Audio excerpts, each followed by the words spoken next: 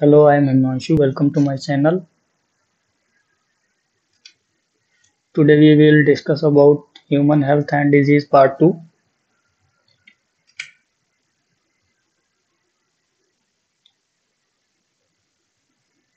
तो आज हम देखेंगे डिजीज, जिसे हम हिंदी में रोग, व्याधि, बीमारी या पीड़ा कह सकते हैं। तो डिस मीन्स होता है नॉट, इज मीन्स होता है कंफर्ट।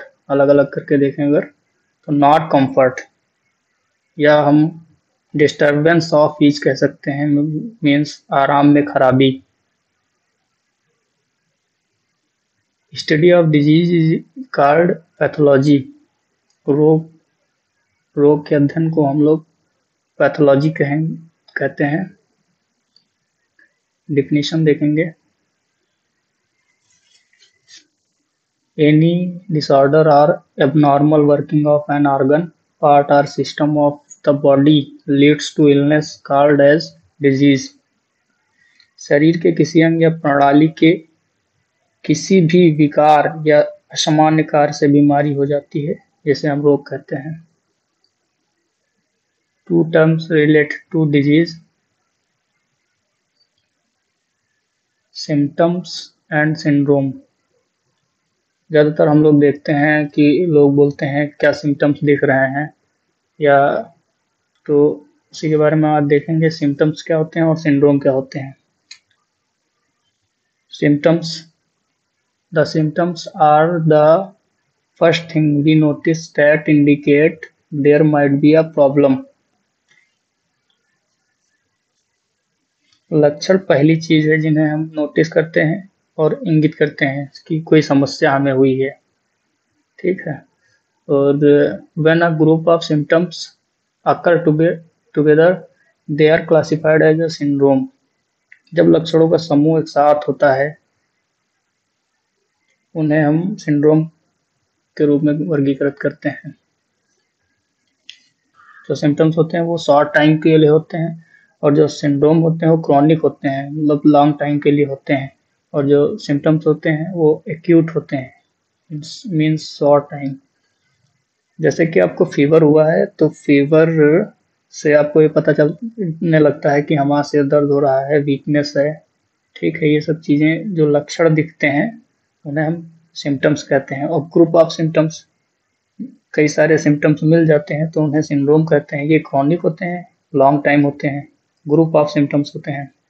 जैसे कि एड्स हुआ है आपको, या कैंसर हुआ है, तो इसके लक्षण बहुत बाद में दिखते हैं, लॉन्ग टाइम के बाद दिखते हैं ना, तो इसे हम सिंड्रोम कहेंगे। टाइप्स ऑफ डिजीज देखेंगे तो disease are of two types: congenital disease and acquired disease. तो कंजेनाइटल डिजीज को हम इनेट डिजीज भी कह सकते हैं, और एक्वायर्ड डिजीज टू टाइप। तो congenital disease are of two types: genetic disease and metabolic disease. और एक्वायर्ड डिजीज की बात करें तो ये भी दो टाइप्स की होती हैं: कम्युनिकेबल डिजीज और infectious disease, non communicable disease और नॉन इन्फेक्शियस डिजीज। जो कम्युनिकेबल डिजीज या इन्फेक्शियस डिजीज होती हैं are of two types: contagious disease and non contagious disease. इन्हें डायरेक्ट डिजीज या इनडायरेक्ट कॉन्टेक्ट डिजीज भी बोल सकते हैं। जो कॉन्टेजियस नॉन कम्युनिकेबल डिजीज भी चार प्रकार की होती हैं, जैसे degenerative disease, deficiency disease, allergy disease, allergy हो सकती है, एलर्जीज बहुत सारी, ऑटो इम्यून डिजीज। तो इनके बारे में हम डिटेल करेंगे। कंजेनाइटल डिजीज पहले देखते हैं हम लोग, जिसे हम इनेट डिजीज भी कहते हैं। प्रेजेंट सिंस बर्थ, इनेट इनेट या कंजेनाइटल डिजीज। ठीक है, तो इसे जन्मजात रोग कहते हैं, प्रेजेंट सिंस बर्थ। ठीक है। और कंजेनाइटल डिजीज मैंने बताया था आपको, दो टाइप्स की होती हैं: genetic disease and metabolic disease. जो जेनेटिक डिजीज होती हैं वो हमारे जीनोम से आती हैं, जो पहले से होती हैं, उन्हें हम जेनेटिक डिजीज कहते हैं।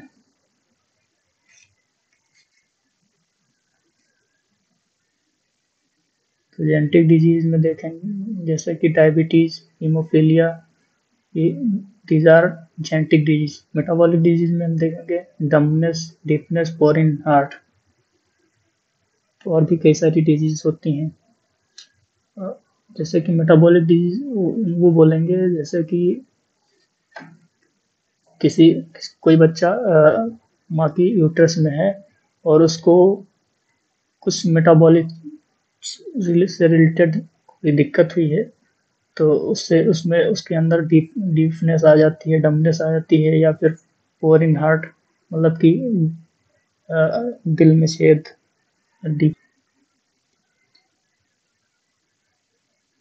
डीपनेस मतलब सुन नहीं सकता है बच्चा, और डमनेस मतलब गूंगा होना। एक्वायर्ड डिजीज देखेंगे तो एक्वायर्ड डिजीज जो होती हैं डेवलप आफ्टर बर्थ, को हिंदी में बोलेंगे उपार्जित रोग। ये बर्थ के बाद होती हैं। और जो एक्वायर्ड डिजीज होती हैं वो दो टाइप्स की होती हैं, communicable disease and non communicable disease. तो कम्युनिकेबल डिजीज की बात करेंगे, या कम्युनिकेबल को हम इन्फेक्शियस डिजीज कह सकते हैं, हिंदी में संक्रामक रोग।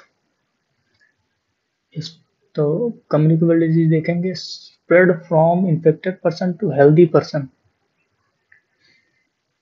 इसका मतलब हुआ कि कोई भी इन्फेक्टेड पर्सन है जिसको कोई भी बीमारी है, वो हेल्दी पर्सन को बीमार करते हैं, उसे हम कम्युनिकेबल या इन्फेक्शियस डिजीज के अंदर काउंट करेंगे। तो communicable disease are of two types,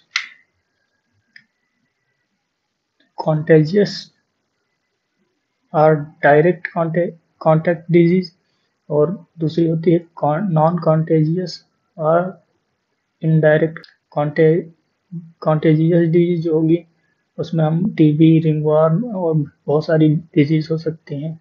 जैसे कि कॉन्टेजियस जो डायरेक्ट कांटेक्ट से हो जाए, जैसे कि किसी पर्सन को टीबी है और वो हमारे सामने खांसता है, तो उसके जो ड्रॉपलेट हैं वो हम लोग इनहेल कर जाएंगे तो हमें भी टीबी होने के चांसेस रहते हैं। इसे हम कॉन्टेजियस और डायरेक्ट कॉन्टैक्ट डिजीज कहते हैं। और नॉन कॉन्टेजियस और इनडायरेक्ट कॉन्टेजियस कॉन्टैक्ट डिजीज ये होती हैं इनडायरेक्ट, मतलब कि जो डायरेक्ट ना होकर इनडायरेक्टली हो, जिसे हम वेक्टर वेक्टर या कैरियर की जरूरत हो उनके थ्रू हो।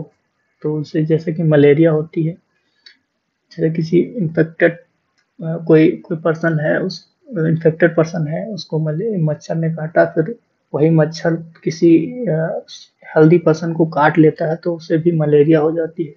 तो उसमें वेक्टर वेक्टर हो गया, वो मच्छर जो हुआ वो वेक्टर हुआ, उससे हमें भी मलेरिया हो जाती है। या फिर हम बोल सकते हैं कि अ, हम हॉस्पिटल जाते हैं, मान लीजिए हम हॉस्पिटल गए और वहाँ पर कोई हमें फीवर हुआ या कुछ कोई भी बीमारी हुई, तो हम लोग हॉस्पिटल गए। तो हॉस्पिटल जाके हम डॉक्टर ने किसी इन्फेक्टेड पर्सन को, उसे नहीं पता होता, वो इन्फेक्टेड पर्सन को इंजेक्शन लगाता है, फिर वही इंजेक्शन हमें भी इंजेक्ट करता है या हमें भी लगा देता है। तो जो डिजीज होगी वो नॉन कॉन्टेजियस होगी, मीन्स अनस्टेरलाइज्ड नीडल सिरिंज सीजर से हो सकती है हमें, तो ये नॉन कॉन्टेजियस होगा या इनडायरेक्ट बोल सकते हैं। Some terms related to disease, कुछ टर्म्स हैं जो डिजीज से रिलेट कर सकते हैं, जो जरूरी रहेंगे हमें डिजीज पढ़ने के लिए। जैसे कि पैथोजन, पैथोजन को हिंदी में रोग बोलते हैं।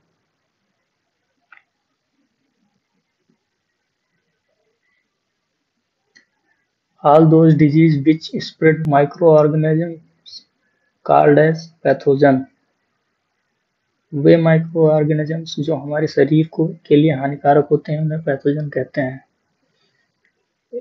सीधी भाषा में हम इसे कह सकते हैं कि हार्मफुल माइक्रो ऑर्गेनिजम्स। कौन कौन से होते हैं हार्मफुल माइक्रो ऑर्गेनिजम्स? तो जो कॉजिंग एजेंट्स होते हैं वो viruses, bacteria, protozoan, fungi and helminth हो सकते हैं।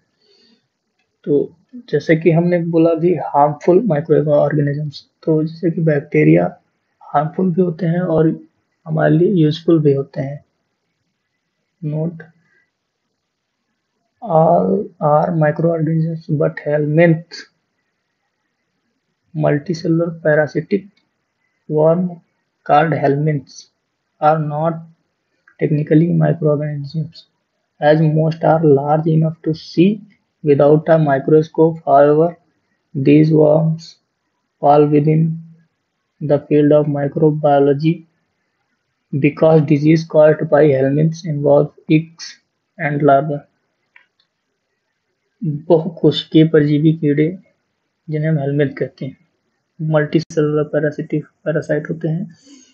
तकनीकी रूप से हम इन्हें सूक्ष्म जीव नहीं कह सकते, हेलमिंथ को हम सूक्ष्म जीव नहीं कह सकते हैं क्योंकि अधिकांश इतने बड़े होते हैं कि उन्हें बिना माइक्रोस्कोप के देखा जा सकता है। हालांकि ये कीड़े सूक्ष्म जीव विज्ञान के क्षेत्र में आते हैं क्योंकि कृमि या वर्म्स के कारण होने वाली बीमारियां जो होती हैं, सूक्ष्म अंडे और लार्वे उसमें शामिल होते हैं, इसलिए इन्हें हम माइक्रो ऑर्गेनिज्म में भी रखते हैं।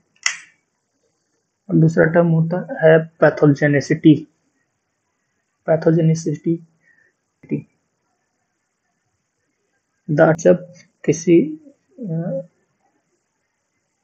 जब हमारे ऊपर एक रोग कारक का अटैक होता है उसे हम पैथोजेनिसिटी कहते हैं।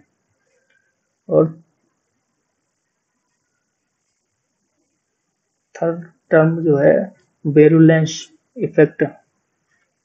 वेरुलेंस इफेक्ट क्या होता है? The most powerful attack of pathogen is called virulence effect.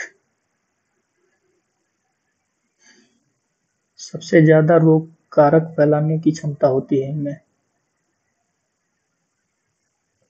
और फोर्थ टर्म जो है हमारा इंक्यूबेशन पीरियड। इंक्यूबेशन पीरियड क्या होता है?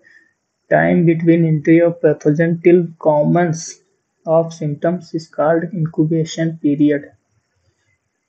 इसका मतलब वह टाइम जब पैथोजन हमारी बॉडी में इंटर करता है और जब तक उसके लक्षण हमें दिखते नहीं हैं, उसके बीच का जो टाइम होगा उसे हम इंक्यूबेशन पीरियड कहते हैं। और फिफ्थ टर्म जो है हमारा epidemiology. Epidemiology it is study related with all the types of germs.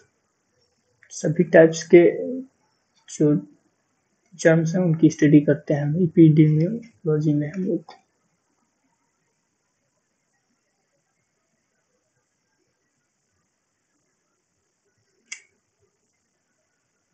Thank you, thanks for watching my video. अगर वीडियो आपको अच्छा लगा है तो लाइक, शेयर एंड सब्सक्राइब कर दें। और human health and disease part 2 हो चुका है, हम पार्ट 3 करेंगे नेक्स्ट वीडियो में।